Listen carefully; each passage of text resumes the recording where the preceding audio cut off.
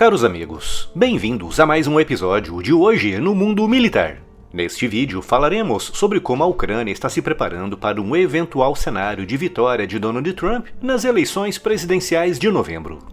No debate presidencial desta quinta, 27 de junho, entre o presidente Biden e o ex-presidente Trump, a performance do atual presidente deixou muito a desejar, reforçando receios sobre o seu estado de saúde e a sua capacidade mental para seguir no cargo de líder da maior potência militar do planeta. Com um discurso frequentemente raso, embolado, desconexo e até mesmo ininteligível, Biden demonstrou fraqueza, permitindo o crescimento e o domínio de Trump ao longo de todo o debate. Com tudo isso se refletindo na percepção dos eleitores, que elegeram Trump como o vitorioso da noite, com larga margem. A clara vitória de Trump no debate com certeza renderá um aumento nas intenções de voto para as eleições de novembro, aumentando as chances do seu retorno à Casa Branca e, por isso mesmo, aumentando o receio na Europa e principalmente na Ucrânia.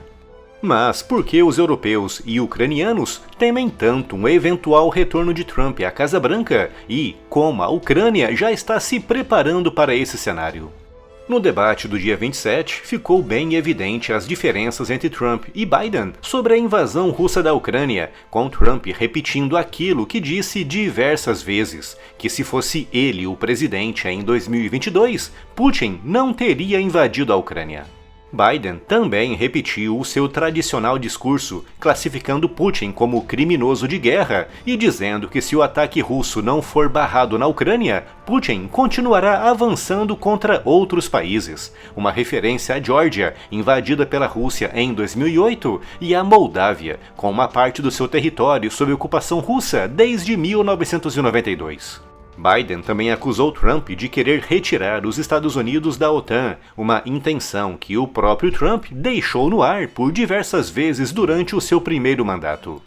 Trump, pelo seu lado, salientou que as condições exigidas por Putin para colocar um fim à guerra são inaceitáveis, condições que incluem a anexação completa das 4 regiões ucranianas atualmente sob ocupação militar parcial da Rússia. No entanto, Trump não atacou e nem criticou Putin, preferindo atacar e criticar o presidente ucraniano Volodymyr Zelensky, chamando-o de o maior vendedor da história e que conseguiu, desde o início da invasão russa, dezenas de bilhões de dólares em ajuda financeira e militar da administração Biden. Com Trump finalizando a sua intervenção sobre esse tema, dizendo que ele será capaz de resolver a guerra rapidamente, mas não deu nenhum detalhe sobre como pretende fazer isso.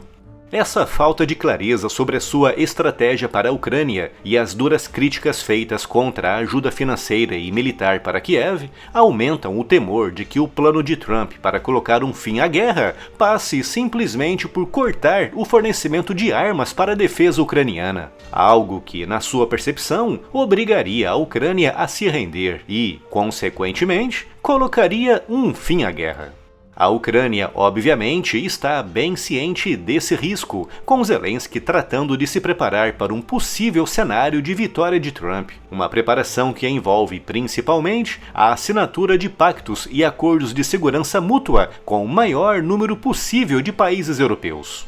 Desde o final de 2023, Zelensky assinou 17 pactos de segurança mútua com outros 6 países europeus, pretendendo também assinar. Pactos que, dentre outras coisas, garantem um fluxo contínuo de armas para a Ucrânia pelo tempo em que durar a invasão russa, com fontes informando que se todos esses pactos forem transformados em lei pelos respectivos parlamentos dos países que assinaram, a Ucrânia conseguirá garantir anualmente de 15 a 20 bilhões de dólares em armas e munições para a sua defesa. Isso sem contar o apoio oficial de organizações como a União Europeia, que recentemente aprovou um pacote de 50 bilhões de euros, e também a OTAN, com pacotes especiais de ajuda militar envolvendo apenas alguns dos seus membros europeus. Também é importante ressaltar que algumas iniciativas importantes, como a dos caças F-16, essenciais para aumentar a capacidade defensiva ucraniana contra ataques aéreos russos, envolvem apenas países europeus, com os Estados Unidos se limitando apenas ao treinamento de alguns pilotos ucranianos.